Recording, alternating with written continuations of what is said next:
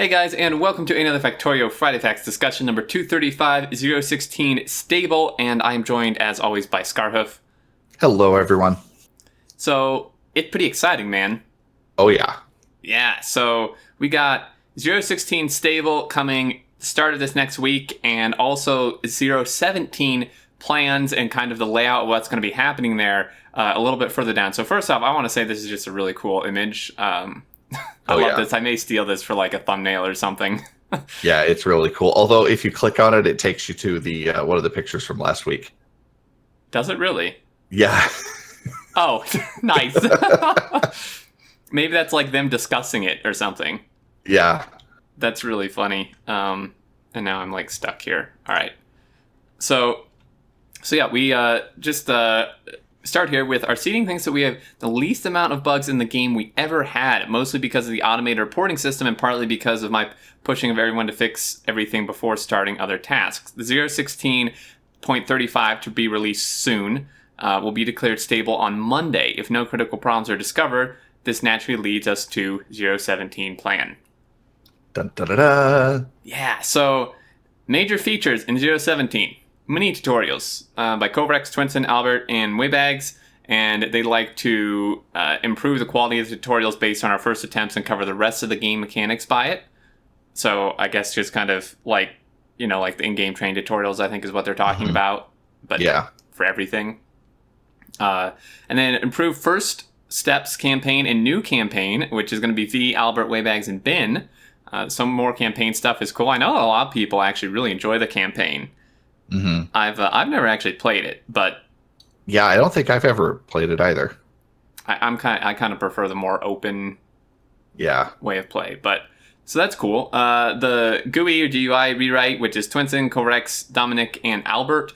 So they kind of teased at this in Friday Facts 212 and 191. That's both improving the look of the GUI and changing the way it works.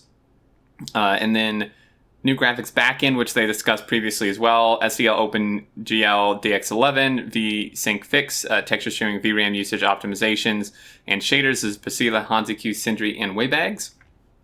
A recipe tree GUI by Oxide, which is interesting. So they say this is kind of going to be like some sort of in-game Factoriopedia, where it will allow players to have a fast way to answer questions like what is this item used for and such, is you can kind of just, it's essentially, I guess, like the wiki, but for in-game. Maybe not as complex as the wiki, but that same concept.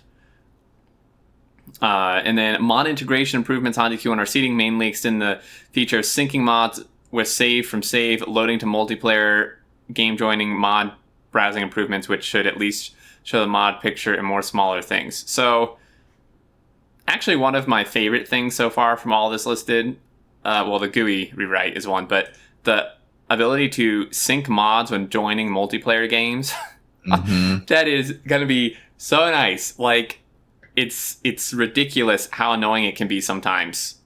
Yep. When you want to join a game and you have different mods, and it's like, well, I mean, sure, you should have discussed that beforehand, but then it's like, because it's so specific, right? They have to be the exact same version of mods, no edits to the mods whatsoever. So it's like, you can have all the same mods, like just based off of first glance, and it still won't work. And if you don't really know, how all that works in the game, you're just like, oh, great, well, I guess we just can't play this way. Well, you and I ran into that in the couple series that we did. We'd have like one mod where it's like, oh, well, sorry, I just accidentally updated that today. So now you would have to go and update it. Then the game version has to get updated. Yeah, it was a big pain. Yeah, so having this just automatically do it will be really nice. And then map editor improvements, both technical and usability-wise, are seeding. So that's cool. The map editor, I think, is something that has a lot of potential with scenarios and stuff. And then the map generator improvements and fixes, out-of-place specification improvements, and documentation. Like TGOS, I'm not really sure what that means. I don't. Do you know what that might mean? Yeah, I'm kind of hung up on the autoplay specification. Maybe that's just the code behind how the map generator works and how things get placed down. I remember maybe a few months ago, they were talking about how maybe it was like 6 to 8 months ago, how they were saying that new versions of the map get generated in a totally different way. And that allowed like the previews, stuff like that. Right. So maybe that's what they're referring to. Okay, that could be. So this is good. Hopefully they will do something that will make it more usable for speedrunners. I'm not a speedrunner, but I watch a lot of anti-stream, and the pain that I can imagine is felt when he has to spend literally every single time like 2 hours re-rolling a map just to get one that is usable. I'm not saying like they should make the map generator for speedrunners. I'm just saying hopefully they just improve it overall to where you can get, a spawn that at least is usable pretty much regardless. And then high-resolution sprites for the rest of the game, including a few changes to some entities, which should be interesting. And then final game balancing Corex V in Twinsen. So it's kind of vague, but kind of piques my interest. Is like, I wonder what that means. Like science pack changes, science cost changes, recipe changes, or like. Yeah, it sure seems like they're kind of scraping the bottom of the barrel here, which is a good thing, right? They're definitely gearing up to release 1.0. And so, I mean, final game balancing, they're going to look at probably armor rates or, electrical rates, little things. That's how I'm reading that sentence, is that it's going to be tiny little things once all these other things are put in. But I mean, everything here is basically GUI, visual. There's not really much in here. Yeah, there's not much in here about how they're changing the game. They're adding new items. It's basically all just visual type of stuff. Tweaking the GUI, making sure that it's easy to understand for new players and stuff like that. Right. I hope you're right about this last bullet point being small things. I hope they're not going to try to like slide in a huge bot change under the rug here, like in this game balancing section, because you don't see it mentioned here, right? Even though they said they were going to like push it to 0.17 for like what they were going to do or not. I'm hoping they just leave it. Yeah. But we'll see. We'll have to see. So then possibly, and I kind of want to do a disclaimer based on previous experience, and I'm sure you can probably agree, is that I would not set your hopes on any of this. In this possibly section, I would, for anyone watching and stuff, yes, there's some exciting stuff in here, but I would just expect it not to happen. And if it does, you can be pleasantly surprised, just based off of, previous releases, things they said they were going to do or they planned to do and then just got taken out completely or didn't happen. And this is not like hating on the devs or anything. This is just how it goes. So it's like anything that isn't under this major features section, I would just kind of assume it's not going to happen, just to be safe. Because I know a lot of people may set their hopes on like first one, Spidertron, hooray! But personally, I kind of doubt it'll make it in. Yeah, and also keep in mind that I think it was Alpha, was it 15 was originally supposed to be the 1.0, and then that got pushed to 16, then 17, and now 18.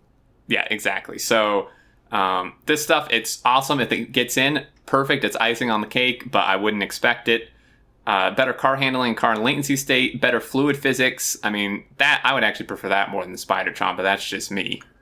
Yeah, and honestly, that might be what matters. If it's a performance-based kind of a thing, now it's better to get that stuff rewritten. The code behind the water physics, it's better to write that stuff now before it's released, because they can always add in new cars, new vehicles, new weapons. They can always add in new types of biters, whatever, after the fact, right? That's great stuff for either DLC or just expansions, or whether free or paid or whatever. But getting the core code of the physics of how everything runs as rock solid and as FPS friendly as possible before the game launches is probably the better way to go. So from all of this stuff, I would guess that the fluid physics are probably higher on their list because of that. I would hope so, because you're exactly right.